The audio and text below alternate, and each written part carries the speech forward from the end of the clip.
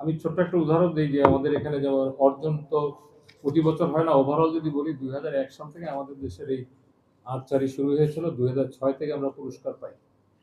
এ পর্যন্ত আমরা পেয়েছি গোল্ড 42টা 42, আমরা সিলভার পেয়েছি 52টা 52, এবং আমরা ব্রোঞ্জ পেয়েছি 55টা 55।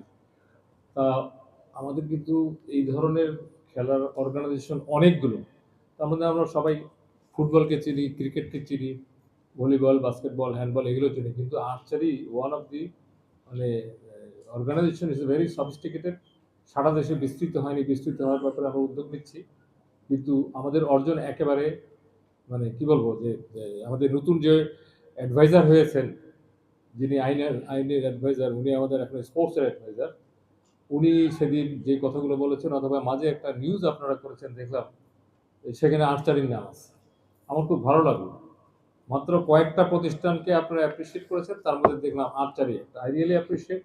আমি তো বেসিক্যালি সিভিল সার্ভেন্ট, স্টুডেন্ট লাইফে আমি প্লেয়ার।